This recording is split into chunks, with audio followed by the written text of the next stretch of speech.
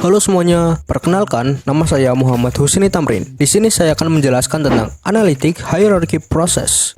Apa itu Analytic Hierarchy Process? Analytic Hierarchy Process atau AHP merupakan suatu metode pendukung keputusan yang dikembangkan oleh seorang profesor matematika University of Pittsburgh kelahiran Irak bernama Thomas L. Sati.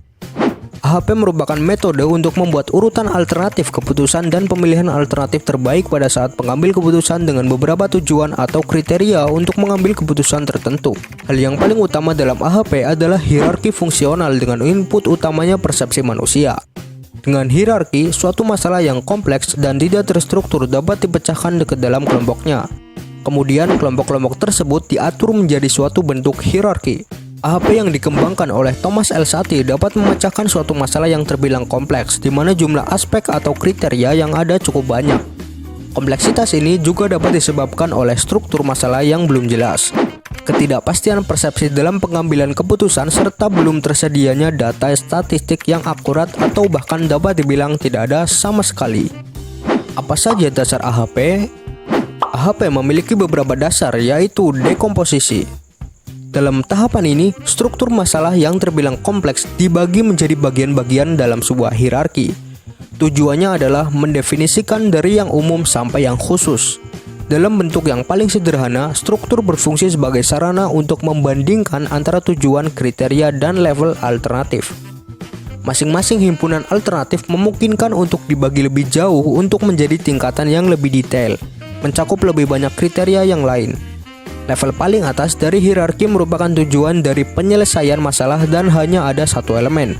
Level berikutnya mungkin memiliki beberapa elemen sebagai kriteria, di mana masing-masing elemen tersebut bisa dibandingkan antara satu dan yang lainnya. Memiliki kepentingan yang tergolong hampir sama atau tidak memiliki perbedaan yang terlalu mencolok pada masing-masing elemen. Jika perbedaannya terlalu besar, harus dibuatkan level yang baru. 2. Comparative Judgment. Dalam tahapan ini, akan dibuat sebuah perbandingan berpasangan dari semua elemen yang ada dalam hierarki dengan tujuan menghasilkan sebuah skala kepentingan relatif dari masing-masing elemen. Penilaian akan menghasilkan sebuah skala penilaian yang berupa angka. Perbandingan berpasangan dalam bentuk matriks jika dikombinasikan akan menghasilkan sebuah prioritas. 3. Sintesa prioritas. Sintesa prioritas didapat dari hasil perkalian prioritas lokal dengan prioritas dari kriteria bersangkutan yang ada pada level atasnya dan menambahkannya ke masing-masing elemen dalam level yang dipengaruhi oleh kriteria. Hasilnya berupa gabungan atau lebih dikenal dengan istilah prioritas global yang kemudian dapat digunakan untuk memberikan bobot prioritas lokal dari elemen yang ada pada level terendah dalam hierarki sesuai dengan kriterianya. Apa saja sih kelebihan AHP? AHP memiliki beberapa kelebihan, yaitu kesatuan. AHP dapat menjadikan sebuah permasalahan yang luas dan tidak terstruktur menjadi sebuah model yang fleksibel dan tergolong mudah dipahami. 2. Kompleksitas. AHP dapat memecahkan suatu permasalahan yang tergolong kompleks melalui sebuah pendekatan sistem dan pengintegrasian secara deduktif. 3. Saling ketergantungan. AHP dapat diimplementasikan pada elemen-elemen sistem yang tidak saling berhubungan dan tidak memerlukan hubungan linier. 4. Struktur hierarki. AHP dapat mewakili pemikiran alamiah yang cenderung mengelompokkan elemen sistem ke dalam level-level yang berbeda di mana masing-masing level berisikan elemen yang serupa. 5. Pengukuran atau measurement. AHP menyediakan sebuah skala pengukuran dan metode untuk mendapatkan nilai prioritas masing-masing elemen kriteria. 6. Konsistensi. AHP mempertimbangkan suatu nilai konsistensi yang logis dalam penilaian yang digunakan untuk menentukan suatu prioritas. 7. Sintesis. AHP mengarah pada perkiraan keseluruhan dalam hierarki untuk mengetahui seberapa diinginkannya masing-masing alternatif yang ada. 8. Trade-off. AHP mempertimbangkan prioritas relatif masing-masing faktor yang terdapat pada sistem sehingga orang mampu memilih alternatif terbaik berdasarkan tujuan sesuai dengan yang diharapkan. 9. Penilaian dan konsensus. AHP tidak mengharuskan adanya suatu konsensus, tapi menggabungkan hasil dari sebuah penilaian yang berbeda. 10. Pengulangan proses. AHP mampu membuat orang menyaring definisi dari suatu permasalahan dan mengembangkan penilaian serta pengertian mereka melalui proses pengulangan. Lalu apa saja kekurangan AHP? Metode AHP memiliki ketergantungan pada input utamanya.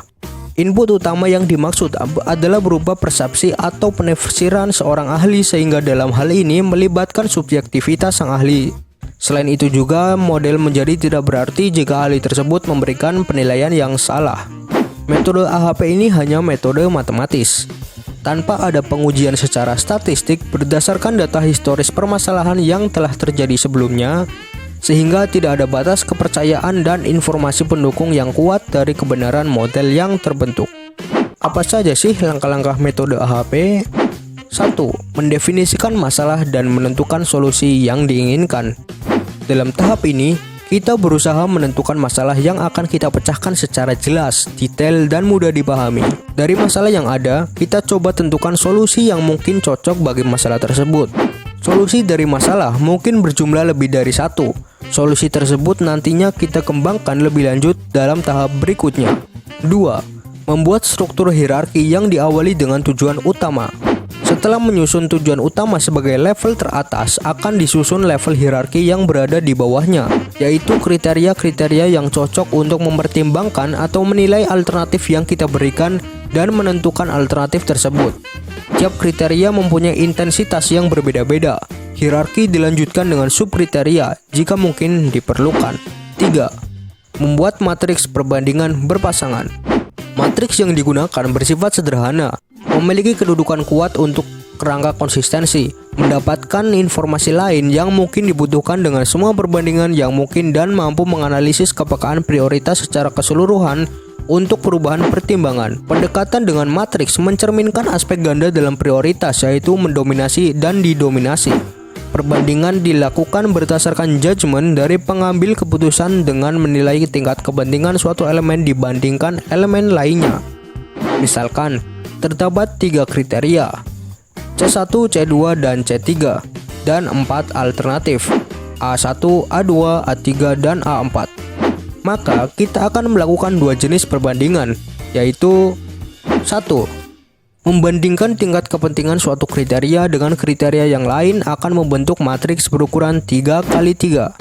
2. Membandingkan suatu alternatif dengan alternatif yang lain terhadap masing-masing kriteria yang akan menghasilkan matriks berukuran 4x4. Karena terdapat 3 kriteria, maka akan dilakukan 3 kali perbandingan, yakni membandingkan masing-masing alternatif terhadap kriteria 1, kriteria 2, dan kriteria 3. 4. Menghitung vektor nilai eigen normalisasi. Perhitungan nilai vektor eigen normalisasi ini dilakukan untuk semua perbandingan berpasangan. Nilai ini merupakan bobot setiap elemen untuk penentuan prioritas elemen-elemen dari setiap matriks perbandingan berpasangan. Cara menghitung vektor eigen normalisasi adalah menjumlahkan hasil perkalian baris dan kolom, lalu menjumlahkan nilai setiap kolom dari matriks 1, lalu membagi setiap nilai dari kolom dengan total kolom yang bersangkutan untuk memperoleh normalisasi matriks. Terakhir, menjumlahkan nilai-nilai dari setiap baris dan membaginya dengan jumlah elemen untuk mendapatkan rata-rata. 5. Memberikan konsistensi hierarki. Konsistensi hierarki dilakukan dengan cara menentukan nilai eigen maksimal atau kita simbolkan dengan Xmax, menghitung indeks konsistensi atau kita simbolkan dengan CI, dan menghitung rasio konsistensi atau kita simbolkan sebagai CR. Konsistensi perlu diukur untuk mengetahui apakah konsistensi antara objek yang dinilai adalah benar. Objek yang dimaksud adalah data penilaian pengambil keputusan yang diisikan pada matriks perbandingan berpasangan. Rasio konsistensi ini diukur indeks konsistensi dibagi dengan indeks random yang berdasarkan pada ukuran matriks. Konsistensi yang diharapkan adalah konsistensi yang mendekati sempurna agar menghasilkan keputusan yang mendekati valid.